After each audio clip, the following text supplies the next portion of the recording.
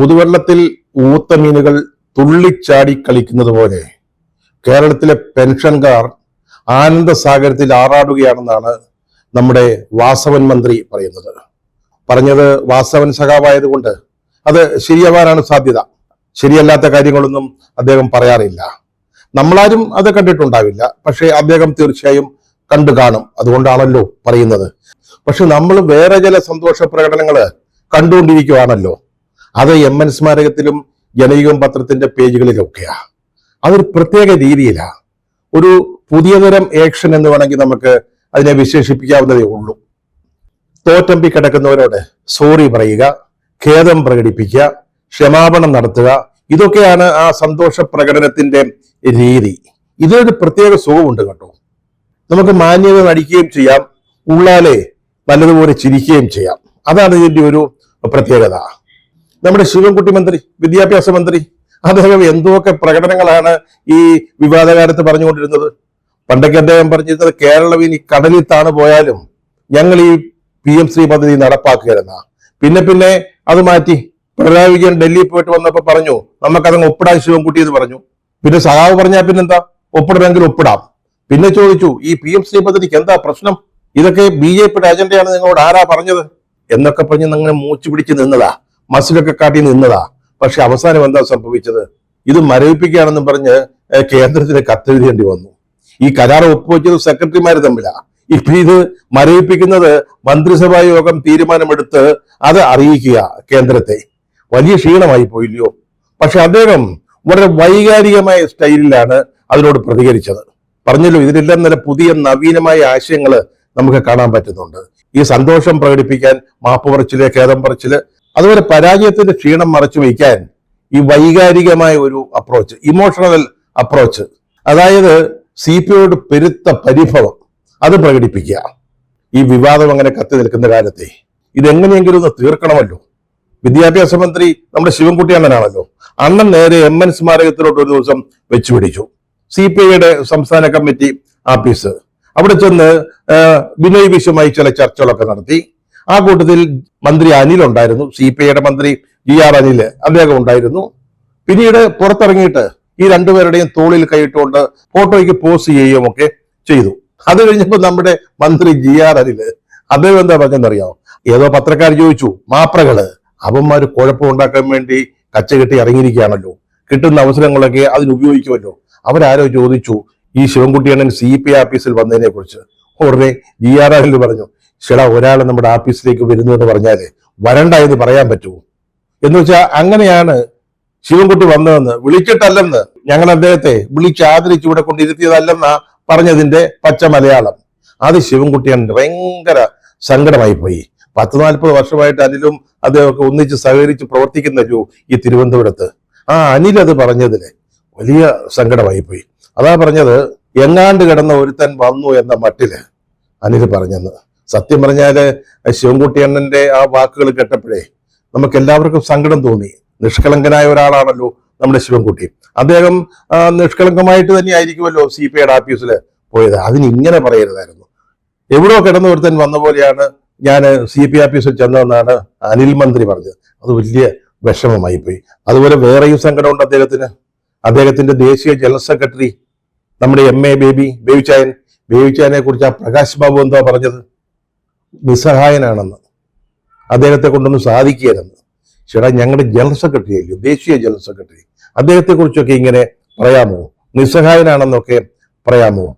അതായത് ചുരുക്കി പറഞ്ഞാല് ഈ CPIക്കാര്, AISFകാര്, AIYFകാര് അവരെല്ലാരും കൂടെ ചേർന്നിട്ട് ശിവൻകുട്ടി മന്ത്രിയെ പുച്ഛിച്ചു. അതുപോലെ തന്നെ നമ്മുടെ ബേബിച്ചാനെ ആക്ഷേപിക്കുകയും ചെയ്തു. ഇതായിരുന്നു ശിവൻകുട്ടി മന്ത്രിയുടെ ഒരു അപ്രോച്ച്, ഒരു ഇമോഷണൽ അപ്രോച്ച്. ഈ AISFകാരും AIYFകാരും അവർ വളരെ മോശമായിട്ടാണ് തന്നോട് പെരുമാറിയെന്നാണ് നമ്മുടെ ശിവൻകുട്ടി മന്ത്രി പറയുന്നത്. 2 തവണയാണ് അദ്ദേഹത്തിന്റെ ഓഫീസിലേക്ക് ഇവര് മാർച്ച് നടത്തിയത്. ഒരേ മുന്നണിയിലെ പ്രവർത്തിക്കുന്ന ആളുകളാ. 2 തവണ അദ്ദേഹത്തിന്റെ ഓഫീസിലേക്ക് പ്രതിഷേധ മാർച്ച്. പോലീസുമായിട്ട് ഏറ്റുമുട്ടുന്നു. ഇവിടെ എന്തോ വലിയൊരു ഇഷ്യൂ ഉണ്ടെന്ന് മാലോകരെ ബോധിപ്പിക്കാൻ വേണ്ടി പോലീസുകാരുമായിട്ട് സംഘർഷത്തിൽ ഏർപ്പെടുന്നു.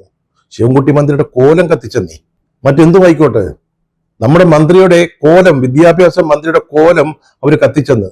അത് മാത്രമല്ല, അതിനേക്കാളൊക്കെ ശിവൻകുട്ടിക്ക് സങ്കടമായത് അല്ലെങ്കിൽ വിഷമമായത് ശിവൻകുട്ടി സംഘിക്കുട്ടി എന്ന് മുദ്രാവാക്യം വിളിച്ചു എന്നുള്ളതാണ്.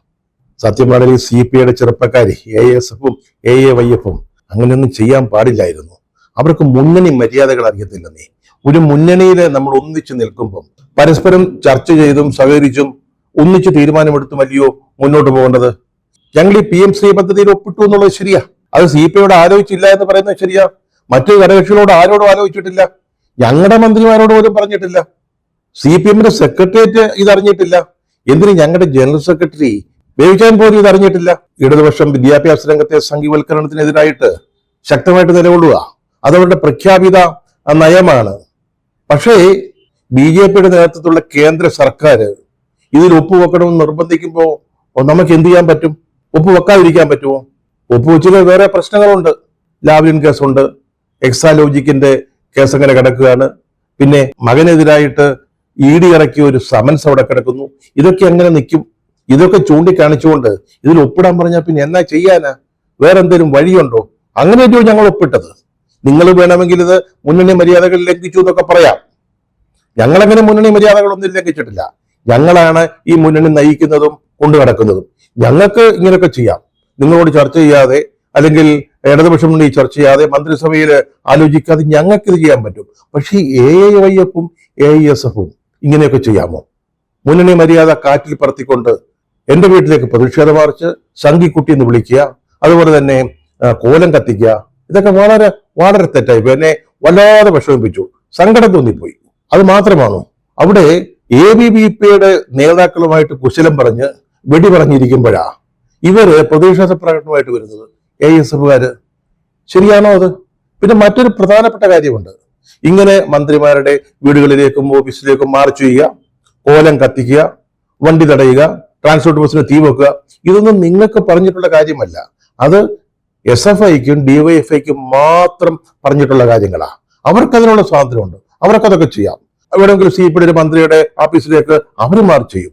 അതുപോലെയാണോ ASF AYF? മോശമായിപ്പോയി, ഭയങ്കര സങ്കടമായിപ്പോയി. ഞാനെന്താ എവിടെയോ കിടന്ന ഒരുത്തനാണോ?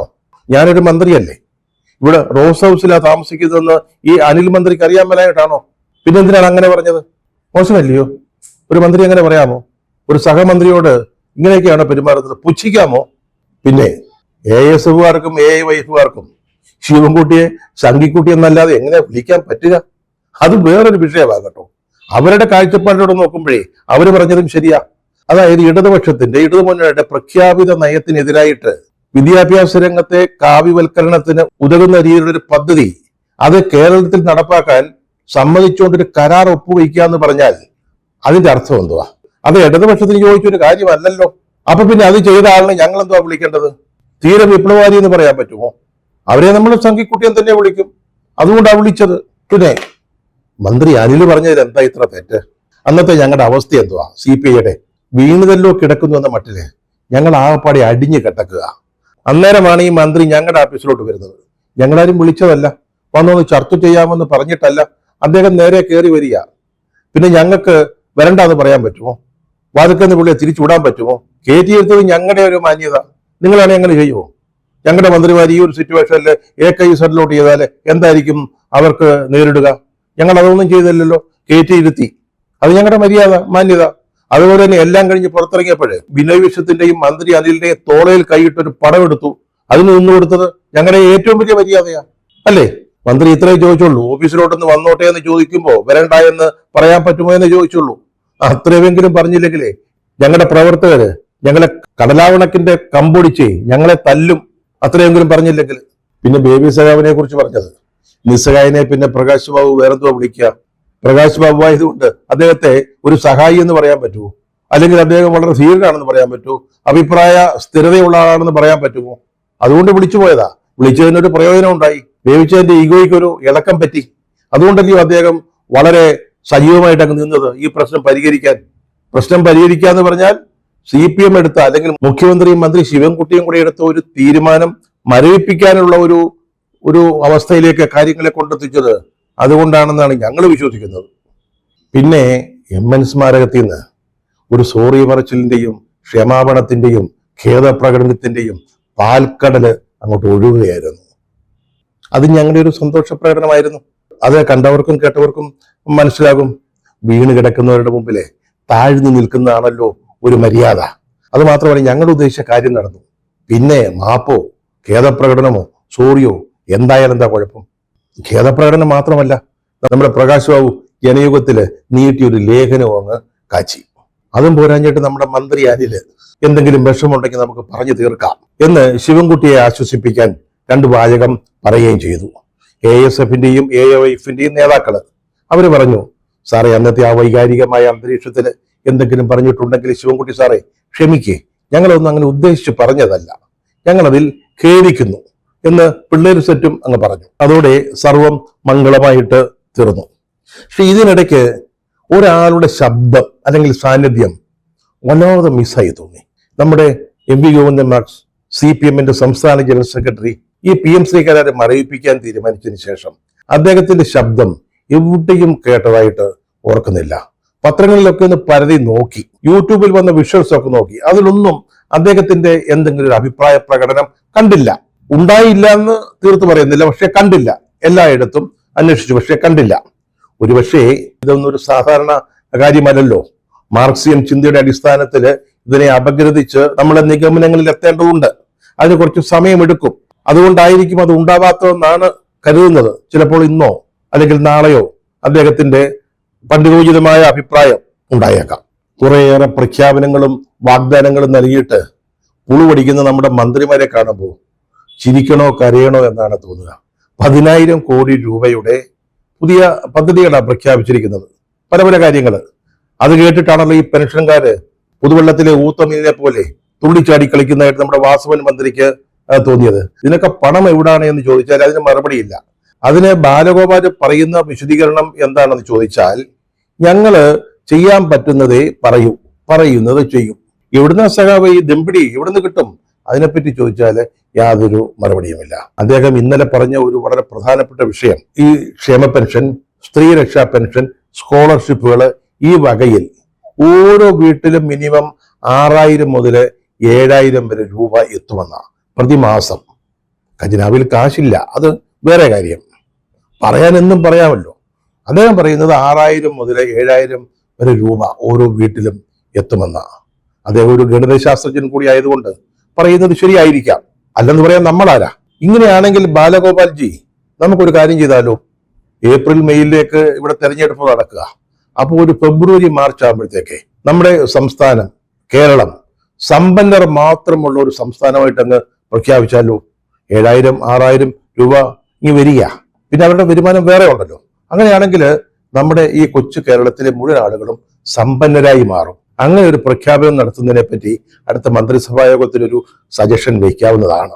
ഇതിനിടയ്ക്ക് ഒരു പ്രധാന ഹെഡ്ലൈൻ ഉണ്ട് കേട്ടോ, ഒരു മുഖ്യ വാർത്ത. അതായത് നമ്മൾ ഈ PM ശ്രീ പദ്ധതിയിൽ നിന്ന് തൽക്കാലത്തേക്ക് പിന്മാറുകയാണെന്ന് മന്ത്രിസഭ തീരുമാനിച്ചതോടെ കേന്ദ്രം ഒരു പെനാൽറ്റി കോൾ അടിച്ചിരിക്കുക. ഈ സമഗ്ര ശിക്ഷാ കേരളം പദ്ധതിയില് നമുക്ക് കേന്ദ്രത്തിൽ നിന്ന് കിട്ടാനുള്ള കാശ് കുടിശ്ശിക, അതിന്റെ ആദ്യ ഗഡുവായിട്ട് ഒരു 319 കോടി രൂപ തരാമെന്ന് ഈ ധാരണാപത്രം കരാർ ഒപ്പുവെച്ചപ്പോ കേന്ദ്രം സമ്മതിച്ചിരുന്നതാണ്. അത് കേന്ദ്രം അങ്ങ് തടഞ്ഞു. ഗോവിന്ദ.